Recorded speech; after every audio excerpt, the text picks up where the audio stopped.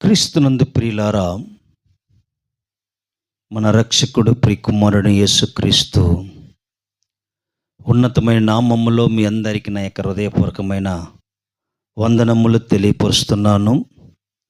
పరిశుద్ధ గ్రంథములు మనం చదివినప్పుడు యోబు గ్రంథము 11వ అధ్యాయము 13వ వచనం మనం గమనించినప్పుడు, నీ యొక్క మనసు దేవుని మీద నిలపాలి. రెండవది, నీ చేతులు ఆయన వైపు చాపాలి. మూడవది, పాపము నీ చేతులు ఉండుట చూచి నీవు దాన్ని విడిచిన ఎడల, పాపము విడిచిన ఎడల, నీ గుడారములుండి దుర్మార్గతను కొట్టివేసిన ఎడల, నీ గుడారములున్న దుర్మార్గతను తీసివేసిన ఎడల దేవుడు నీ కుటుంబాన్ని ఆశీర్వదిస్తాడు. నీ కుటుంబం ఆశీర్వదింపబడాలంటే వ్యర్థమైన దాన్ని నువ్వు మనసు పెట్టకుండా, నిర్దోషమైన చేతులు, శుద్ధమైన హృదయం కలిగి నువ్వు జీవించినప్పుడు దేవుడైన యెహోవా నిన్ను ఆశీర్వదిస్తాడు. ఆ ఆశీర్వాదం పొందుకోవాలంటే నీ గుడారములో ఉన్న దుర్మార్గతను తీసివేసుకోవాలి. నీ చేతులు ఆయన వైపు చూపాలి. నీ చేతులు ఆయన వైపు చూపినప్పుడు నీ చేతులు శుభ్రముగా ఉండాలి. ఆ చేతుల పాపం ఉండకూడదు. నీ మనసు శుద్ధమైన మనసుగా ఉండాలి. నీ హృదయం శుద్ధమైన హృదయముగా ఉండాలి. నీ మాటలు శుద్ధమైన మాటలుగా ఉండాలి. నీ ప్రవర్తన మంచి ప్రవర్తనగా ఉండాలి. అప్పుడే దేవుడు నీ వైపు చూచి నీ కుటుంబాన్ని ఆశీర్వదిస్తాడు. దేవుని యందు భయభక్తులు కలిగినప్పుడు దేవుడు నిన్ను ఆశీర్వదిస్తాడు. దేవుడి మీద నమ్మికించినప్పుడు ఆయన నిన్ను ఆశీర్వదిస్తాడు. ఈనాడు దేవుని మీద నమ్మికించేది లేదు, దేవుని మీద ఆధారపడే లేదు, మంచి మనుషులు మనలో ఉండేది లేదు. దుర్మార్గత కుటిలము మనల్ని ఉంచుకొని దేవుడನ್ನು ఆశీర్వదించలేదు, దీవించలేదు. ఆయనకు కనికరము లేదు, దయ లేదు. నేను ఎంతో కష్టపడుతున్నా, బాధపడుతున్నాను, నేను ఆరాధిస్తున్నాను, స్తుతిస్తున్నా, ప్రార్థిస్తున్నాను, అయినా కూడా దేవుడు నా పట్ల కనికరం చూపించలేదని నువ్వు అనుకుంటావు. కానీ అయితే నీవు శుద్ధ మనసుతో దేవుని ఆరాధించేది లేదు.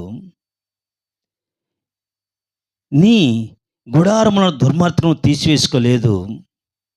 దేవునికి అక్కడ స్థానం లేదు కాబట్టి నీవు దేవుని ఆశీర్వాదాలు పొందుకోలేకపోతున్నావు. ఎప్పుడు దేవుని యొక్క ఆశీర్వాదం పొందుకోవాలంటే మొదట నీ హృదయము శుద్ధముగా ఉండాలి, పరిశుద్ధతగా ఉండాలి. అప్పుడు దేవుడు నీ కుటుంబాన్ని, నీ గుడారాన్ని ఆయన అభివృద్ధి పరుస్తాడు, ఆశీర్వదిస్తాడు. ఇక్కడ మనం గమనించినప్పుడు దేవుని యొక్క మందసము ఉభయదేవం ఇంటిలో తీసుకొచ్చి ఉంచినప్పుడు దేవుడు ఉభయదేవం ఇంటిని ఆశీర్వదించినాడు. ఎందుకు ఆశీర్వదించినాడంటే ఆ కుటుంబంలో దుర్మార్గత లేదు, ఆ కుటుంబంలో అసూయ లేదు, ఆ కుటుంబంలో స్వార్థము లేదు, ఆ కుటుంబంలో పాపము లేదు, ఆ కుటుంబం పరిశుద్ధ కాను, మంచి మనసు గాను, ఆ యొక్క చేతులు కానీ యొక్క హృదయం కానీ పరిశుద్ధము ఉన్నది. కాబట్టి ఉభయదేవం ఇంటిని ఆశీర్వదించినాడు. అతని ఇంటిని, అతని కుమారులను ఆశీర్వదించినాడు. దాని కారణము ఆ కుటుంబంలో పరిశుద్ధత ఉన్నది. ఈనాడు నీ కుటుంబంలో పరిశుద్ధత ఉన్నదా? ఒక్కసారి నువ్వు ఆలోచించు. దేవుని యొక్క మనసు, మనకు దేవుని యొక్క వాక్యము నీ గృహములకు వచ్చినప్పుడు దేవుడు నీ గృహాన్ని ఆశీర్వదిస్తాడు, నిన్ను ఆశీర్వదిస్తాడు, నీ కుటుంబాన్ని ఆశీర్వదిస్తాడు, నీ బిడ్డలను ఆశీర్వదిస్తాడు, నీ భర్తను ఆశీర్వదిస్తాడు, నీ భార్యను ఆశీర్వదిస్తాడు, సమస్తను ఆశీర్వదిస్తాడు. ప్రియులారా, నీవు చేయవలసినది నీ మనసు ఆయన వైపు నిలిపి, నీ చేతులు ఆయన వైపు చాచి, నీలో ఉన్న దుర్మార్గతను తీసివేసుకొని మంచి హృదయంతో దేవునికి ప్రార్థించినప్పుడు దేవుని నీ ప్రార్థన ఆలకించి నిన్ను ఆశీర్వదిస్తాడని వాక్యము తెలియపరుస్తున్నది. ఇక్కడ మనం గమనించినప్పుడు యాకోబును బట్టి లాబాను ఆశీర్వదించినాడు. నిన్ను బట్టి నీ కుటుంబాన్ని ఆశీర్వదించాలి, నిన్ను బట్టి నీ బిడ్డలను ఆశీర్వదించాలి, నిన్ను బట్టి నీ భర్తను ఆశీర్వదించాలి, నిన్ను బట్టి నీ భార్యను ఆశీర్వదించాలి. సమస్తమును నీ వలన ఆశీర్వదించబడాలంటే నీవు దేవుని వైపు చూడాలి. దేవుని వైపు చూచి దేవునికి ప్రార్థించినప్పుడు దేవుడు నీ ప్రార్థన ఆలకిస్తాడు. యోసేపును చూసినట్లయితే యోసేపు నిమిత్తము ఐగుప్తిని దేవుడు ఆశీర్వదించినాడు. ఎందుకంటే యోసేపుకు తోడుగా ఉన్నాడు దేవుడు. యోసేపుకు తోడుగున్న దేవుడు నీకు కూడా తోడుగా ఉండాలంటే నీ మనసు శుద్ధమైన మనసు ఉండాలి. నీవు దేవునికి ఇష్టడుగా ఉండాలి. దేవుని ఇష్టడుగా జీవించినప్పుడు ఆయన నిన్ను ఆశీర్వదిస్తాడు. ఈసాకు చూసినప్పుడు ఈసాకు దేవునికి ఇష్టడైన మనిషి, దేవునికి ప్రార్థించేవాడు, దేవునికి లోబడిన వాడు, దేవునికి భయపడేవాడు. కాబట్టి అతను పంట వేసి విత్తనం వేసినప్పుడు 30 దంతులుగాను 60 దంతులుగాను 100 దంతులుగా ఫలించి క్రమక్రమంగా అభివృద్ధి పొందినాడు. ప్రియులారా, కారణం ఏంటంటే దేవుని యందు భయభక్తులు కలిగి దేవుని మీద నమ్మిక ఉంచి దేవుని మీద ఆధారపడినారు. కాబట్టి ఆయన దేవుడు ఈసాకును ఆశీర్వదించినాడు. నిన్ను నన్ను ఆశీర్వదించాలంటే మన మనుషుల మీద ఆధారపడకుండా, లోకం మీద ఆధారపడకుండా దేవుని మీద ఆధారపడి దేవుని యందు భయభక్తులు కలిగి మనం జీవించినప్పుడు దేవుడు మన కుటుంబాన్ని ఆశీర్వదిస్తాడు. ఆ ఆశీర్వాదం పొందుకోవాలంటే నీవు నేను చేయవలసినది మన హృదయము దేవునికి ఇయ్యాలి. మన హృదయములకు దేవుని ఆహ్వానించుకోవాలి. మన హృదయాన్ని శుద్ధపరచుకోవాలి.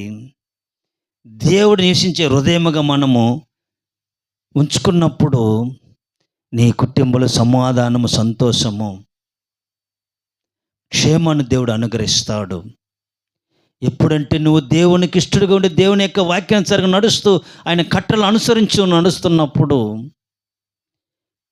నీ యొక్క కుటుంబం దేవునికి ఇష్టలుగా జీవించినప్పుడు దేవుడు నీ కుటుంబాన్ని ఆశీర్వదిస్తాడు.